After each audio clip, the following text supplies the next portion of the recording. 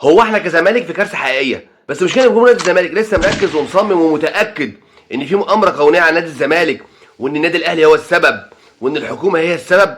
والله العظيم انا ما بتكلم كلام تطبيل للاهلي ولا اي حاجه، انا اكتر واحد بكره النادي الاهلي، بس انا فعلا بقى ملاحظ حاجه، ان طول ما احنا حاطين الاهلي في جمله مفيده وان هو السبب وان في مؤامره كونيه علينا بسبب النادي الاهلي، والله العظيم عاملين زي النعامه حاطين راسنا في الرمل ومش هنرفعها ابدا الا واحنا مذبوحين. يا جدعان احنا فين والاهلي فين؟ والله العظيم ما بطبل للاهلي، انا اكتر حاجه بكرهها على الاهلي، وكل خناقاتي مع اصحاب الاهلاويه بسبب النادي الاهلي وبسبب اداره النادي الاهلي، بس لما يكون في كلمه حق لازم نتكلم فيها. الفرق بيننا وبين النادي الاهلي اداره، والمشكله بتاعتنا في الاداره. تعالى اكلمك سريعا في حل المشكله او المفروض كنا نحلها. تعالى نتكلم عن الاهلي ومجلس ادارته. الكابتن صالح سليم الله يرحمه توفى، جه بعد منه الكابتن حسن حمدي. عمل ايه؟ كمل اللي كان بيعمله الكابتن صالح سليم. ما قالكش بقول لك ايه يا معلم هد كل اللي فات دوت ومالناش دعوه بيه وانا حسن حمدي وانا اعمل كل حاجه، لا بالعكس خالص.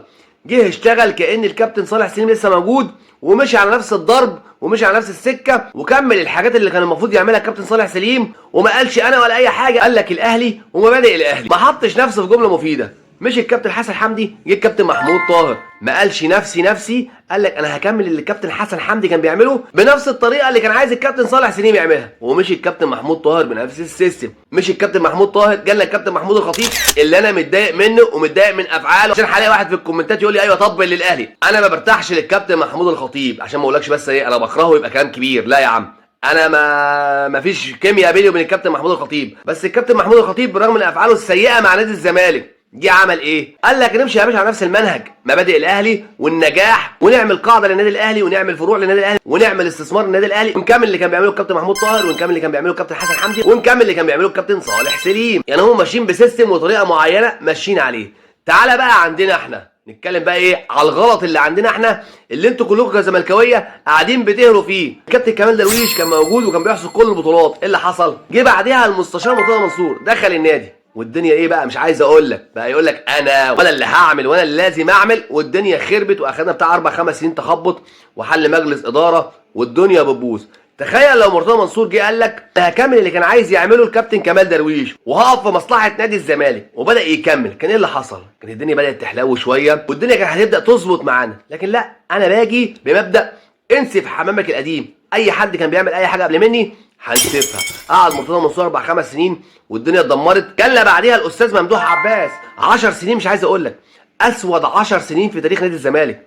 10 سنين نادي الزمالك بجبروته وبجماهيره وبكل كيانه دوت اخد كاس 10 سنين. انت المفروض بتنافس على 40 او 50 بطوله، اخدت منهم كاس واحد بس. مش الاستاذ ممدوح عباس، رجع لنا المستشار مرتضى منصور وخد لعندك يا معلم. زي ما انت شفت الفتره اللي فاتت كل شويه يتشال، لا كل شويه لجنه مؤقته، لا كل شويه يقول لك انا هعمل حاجات في النادي وانا اللي بعمل في النادي، وكل اللي فات كله كان بيعمل لنفسه. تخيل لما مجالس الاداره دي كلها اجتمعت كده وتوحدت وعملت لمصلحه نادي الزمالك، ومفيش انا خالص في مصلحه نادي الزمالك واستثمارات لنادي الزمالك، كان زماننا فين دلوقتي؟ كان زماننا في حته بعيده خالص. فتيجي تبص انت كزملكاوي وشايف وشاهد على العصر، شايف ان هم دمروا نادي الزمالك، بس برضه كلنا نقعد دلوقتي ونختلف ونتقسم اتنين. ناس تقول لك يا ريت ممدوح عباس يرجع يمسك نادي الزمالك تاني، وناس تانيه تيجي تقول لك ايه يا ريت مرتضى منصور يرجع نادي الزمالك تاني.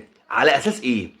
ايه الانجازات بتاعتهم؟ واحد قاعد 10 سنين ما خدش الكاس، واحد قاعد سنين عمل النادي وبقى نادي اجتماعي، بس انا مالي، انا عايز بطولات، وفي الاخر مشي ولقينا علينا ديون تحل ازمات دول. طب انت شايفه كويس ليه وعايزه يرجع تاني لرئيس الزمالك؟ يا جدعان الاثنين خربوا نادي الزمالك. وجه المجلس ده بقياده الكابتن حسين لبيب دمر الدنيا، جه كحلها عماها. احنا مش شايفين، اديكم شايفين الناشئين بتوعنا، والله العظيم ناشئين لو احنا لمينا نفسينا هنلعب احسن منهم. ومحدش يجي يقول لي لا دي عيال صغيره، دي 17 و18 و19 سنه. هقول لك اخرس خالص، اتفرج على يمين يامال واتفرج على نص فريق برشلونه عندهم كام سنه.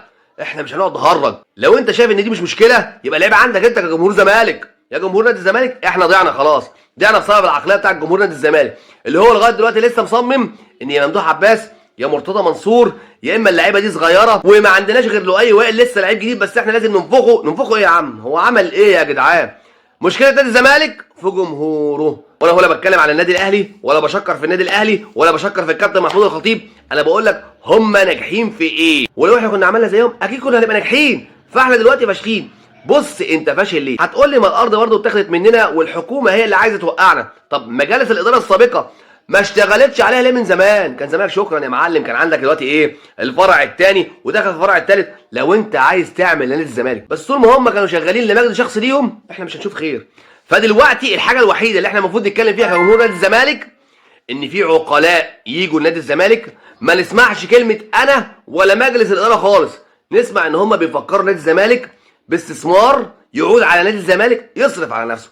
غير كده انتوا بتهروا، واللي هناك ده بيهري، واللي قاعده ورا دي هناك بتهري، وكل الزملكاويه بيهروا. ده الحل الوحيد، غير كده ملهاش اي حل. بس انا الفتره اللي جايه هحاول اشتغل على ده واتكلم معاكم، لقيكم كلكم زي ما انتم اقسم بالله العظيم هفضل اهري معاكم كده. يعني اقول هو بقى لازم مرتضى منصور يرجع، لا وبصوا لا ممدوح عباس يرجع، ما انا هاخدكم على قد عقلكم. لو الفيديو عجبك اشترك في القناه، فعل الجرس، تابعني، والسلام عليكم.